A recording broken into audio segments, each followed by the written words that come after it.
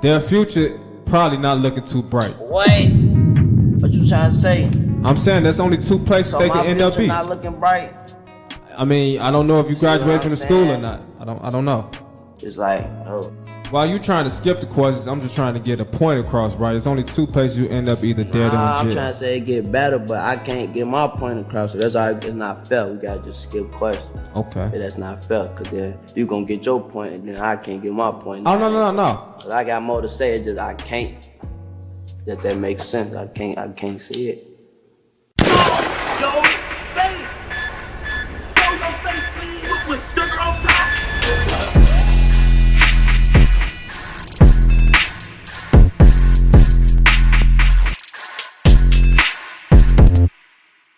Hey, what's up, y'all? Y'all know my slogan. I don't know it all, but I know what I've been through. Now, before we get into this video, make sure you check us out on Patreon at www.patreon.com/Hookah Anonymous _. You guys been telling us to create one for the longest, so we recently created a community where we will upload videos that we can't share on YouTube due to their guidelines, but we'll also be dropping the latest to there first, behind the scenes information that you wouldn't find anywhere else on our socials. So make sure you become a member, and after you do that, head over to our official Instagram page at Hookah Anonymous _ and follow us there. Now without further ado, let's get into what you guys came here to see. Now, I'm sure by now everybody have already heard the news that up-and-coming Chicago rapper BloodHound Lil has been shot and unalived in his own hometown of Chicago.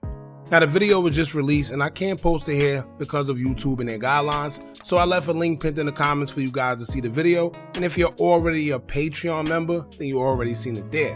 However, the news began surfacing of his passing by Spot News after they would let it be known that an individual was shot and unalived on 6649 South Roads, and it would explain that the victim was suffering from a gunshot wound to the chest and was pronounced deceased at the hospital. Social media would quickly put two and two together, recognizing the area and also identifying that Lil Jeff was in Chicago, as he was seen in Instagram posts taking pictures with fans and hanging out in Chicago. At first, when the news came out of his passing, everyone thought it was fake news until an affiliate of Lil Jeff by the name of Lil Scoom would confirm the news in an Instagram story post, as he would say, quote, "I love you, I'ma be with you real soon. Damn brother, this ish don't feel real." Now Lil Jeff wasn't no saint, so of course as soon as he passed, his ops would waste no time trolling him and even going to his hood and showing Instagram they're celebrating his death. Thought they killed me, they was dreaming. Thought they killed me, they was dreaming. This could be due to the trolling Lil Jeff would be known for doing himself, as he boasted about taking jewelry and catching bodies in his popular music videos that gained him a bunch of views on YouTube. Now for those that don't know what quite happened to Lil Jeff, because most of the news sources only said that he was shot and unalived, well, news reports will come out and give us a few more details in regards to the shooting, stating that the victim, who was BloodHound Lil Jeff, was shot 15 times, as they also recovered over 45 shell casings from off the floor. Now before we continue, Chicago itself has been labeled very violent as of right now, as people gear up and prepare for the summer. Y'all know as it get hot outside, it seems like violence turn up a few notches all over, but in Chicago it's not even summer yet and already people are dropping like flies. According to reports, over the weekend alone, it's been 33 people shot, and 5 of them 33 people have actually passed away due to their injuries. In the midst of the 33 people, there's a victim as young as 12 years old, which was a boy that was shot and wounded over the weekend as well. And with this Lil Jeff situation, you already have some of his affiliates on social media stating that they're getting get back for him no matter what, which just means that things are going to get intense and worse when it comes to the gun violence. Now in the situation of BloodHound Lil Jeff, y'all know the news never really have the full scoop, but an article would say, quote, "A person was shot and unalived Saturday in the Woodlawn neighborhood. The male, whose age wasn't immediately known, was on the sidewalk about 5:15 p.m. in the 6600 block of South Rose Avenue when someone fired shots, Chicago police said. He suffered a gunshot wound to the chest and was taken to University of Chicago Medical Center where he was pronounced deceased, police said. No arrests were reported." Now a Spot News tweet will also say, quote, Unidentified male victim shot and unalived in Chicago, Illinois on June 8, 2024. At Spot News on IG reports that the victim unalived the Chicago rapper BloodHound Lil Jeff. At approximately 5:14 p.m. Saturday afternoon on the 6600 block of South Rhodes Avenue, a male victim, John Doe, was near the sidewalk when he was struck in the chest by gunfire. The victim was transported to the hospital where he was pronounced deceased. There are no suspects in custody. A large number of shell casings were located at the crime scene. Now I'm guessing that's a story that was given to the police or the medics while they were investigating, but it will come out due to the video that surfaced that is actually more to the story. Now, although the news didn't have much information, y'all know it seems like social media has all the details before anyone else does. Now, whether it's due to social media detectives putting two and two together, or the ops saying too much online trying to convince social media that they're active in the street, or just guys or their affiliates self-incriminating themselves trying to impress social media. However, according to the information we were told by a source and due to Reddit, we were able to come to the conclusion of a few things. Now, most people assume that Lil Jeff was caught out there slipping on his block or something due to the news, saying that he was just shot while he was on the sidewalk, and maybe the ops just came and started firing. But we will learn that that's nowhere near the case. And in fact, Lil Jeff may have been on a drill himself and was unalived while he was trying to slide on his ops. Now pay attention to this reply where a social media user would say, quote, "How you die on a block you was sliding on?" At first I didn't put two and two together, and I thought maybe it was just someone speaking on something that they had no knowledge of.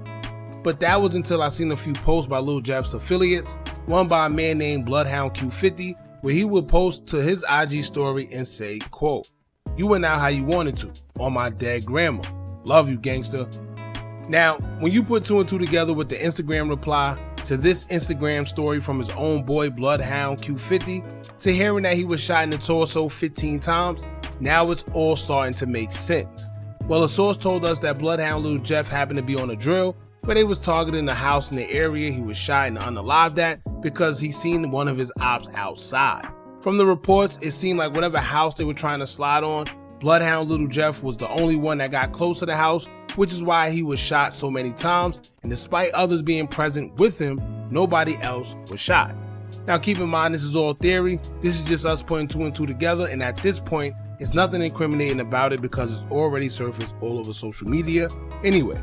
Now the news says that he was shot by the sidewalk, so I'm assuming when he tried to slide and do whatever he was doing, when he got close to the house, someone else began firing, and Jeff tried to run back to whatever car he was in and probably made it back, but he was already hit. And it said that he was escorted to the hospital, which he was ultimately pronounced deceased at. So he wasn't transported to the hospital by ambulance, meaning he had to make it back to the car to the guys, or they would drag him back to the car after he was hit, and they're the ones who took him to the hospital. And that's not too far-fetched because we've seen situations like this happen in Philly where guys went to go slide on their ops and one of them ended up getting shot and unalived. So instead of just leaving him there, they dragged his body to the car and took him to the hospital themselves. Now I forgot the guy's name, but I said that just to say that these type of situations actually do happen. But now the next question becomes, what transpired where he ended up being the only one shot and unalived? And from the looks of it, they said it was shell casings by the street and shell casings by the house. So my guess is whoever Lil Jeff was with, Jeff was actually the main one in the forefront trying to shoot, and he just so happened to get hit while everybody else was at a distance. So when they opened fire, he was the first one in the forefront, and that's why he got hit so many times, right? From the sounds of it, if he was able to get shot 15 times and it was all those shell casings like they said, somebody had to switch. Or maybe it wasn't really 15 times because y'all know that when they tally up gunshot wounds, they also include the exit wounds. So it's like one wound is counted as two. So maybe he realistically got shot about 6 to 7 times in the chest or torso area. I'm not sure. All right, but that's pretty much what went down. Interesting enough, we also realized that on Lil Jeff's Instagram, the comments were turned off for all his posts. I don't know why or who did it, but 9 times out of 10 it was done just so the ops wouldn't be able to go on his page and troll him, or other fans or just social media users period going on his page to say disrespectful things.